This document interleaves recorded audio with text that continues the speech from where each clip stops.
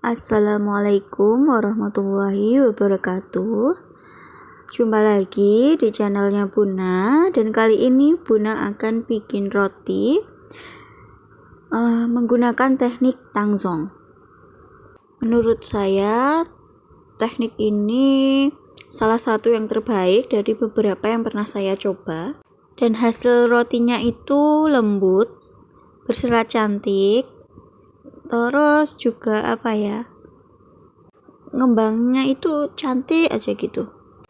Gak tahu kenapa kok saya suka aja sama yang teknik ini daripada beberapa teknik yang lain. Tapi tidak menutup kemungkinan saya pun juga akan nanti memperlihatkan contoh membuat roti dengan teknik yang lain, misalkan autolysis atau Yudane. Gitu ya ibu-ibu. Langsung saja, pertama kita akan membuat adonan biang. Tangannya sudah saya tuliskan di awal tadi ya.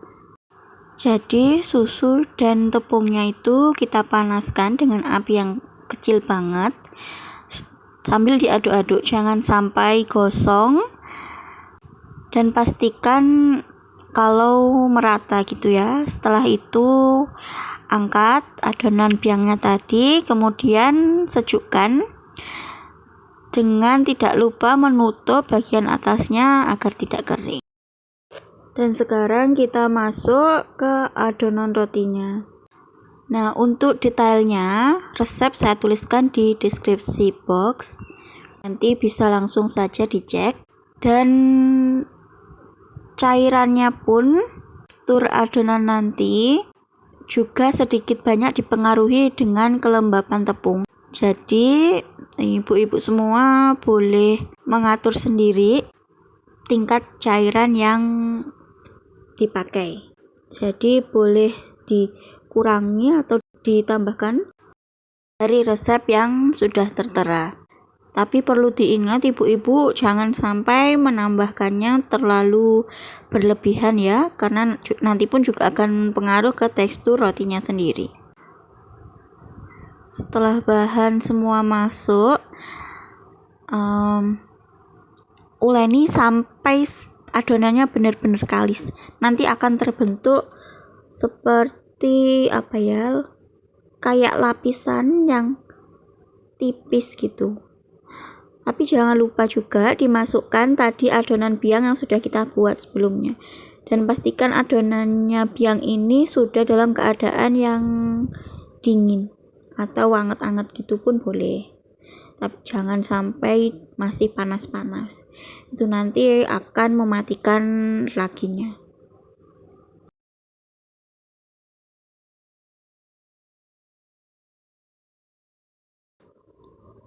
Masukinnya pun bertahap ya, pokoknya yang terakhir itu mentega sama garam. Kalau misalnya ibu-ibu pakai mentega yang asin, penggunaan garam ini udah nggak perlu lagi, karena udah didapatkan dari menteganya tadi. Tapi jika pakai mentega yang biasa aja, penggunaan garam ini diperlukan.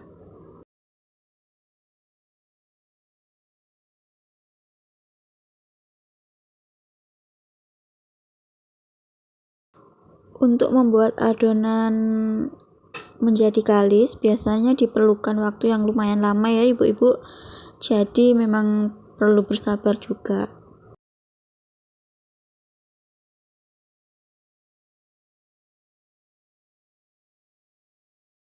Nah, kita udah masuk ke adonan kalis ya. Di sini kita bisa lihat bahwa adonan ini udah nggak begitu lengket di wadahnya, dan kalau ditarik itu bisa menghasilkan semacam sekat yang tipis. Setelah itu kita akan pindahkan adonan ke wadah yang lain yang sebelumnya saya beri lumuran minyak goreng agar tidak melekat nantinya. Terus kemudian tutup dengan plastik wrap ataupun aluminium foil, bisa juga dengan kain basah. Yang penting lembab ya, jadi biar nggak kena angin atasnya itu nggak kering jadinya. Setelah itu kita proofing selama 30 menit Dan setelah 30 menit adonan lumayan mengembang. Nah, ini kita bisa langsung membagi-bagi adonannya menurut ukuran yang kita mau aja. Ini kalau nggak salah saya ukur sekitar 70 gram atau 80 gram gitu. Saya akan membuat roti burger dan sebagiannya nanti akan saya buat roti isi gulung sosis. Lakukan sampai adonan habis dan kemudian rolling biar anginnya ini kebuang. Setelah itu akan kita bentuk bulat-bulat dan akan kita proofing kembali nanti sekitar 30-45 menit dengan cara yang hampir sama dengan cara pertama tadi ya, ditutup.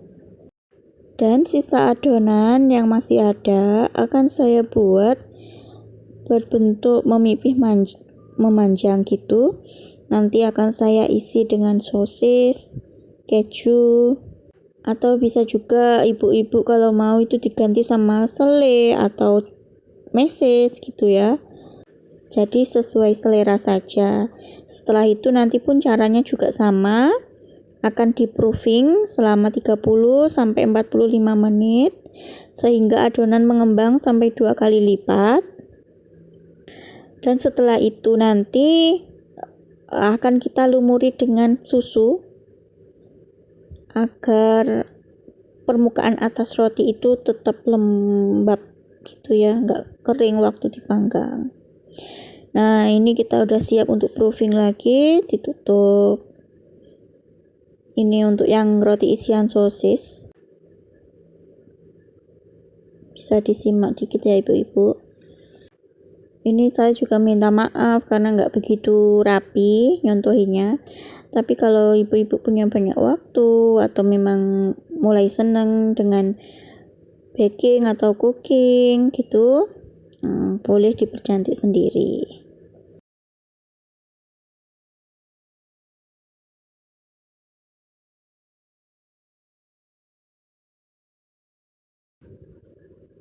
Lakukan sampai semua adonan habis.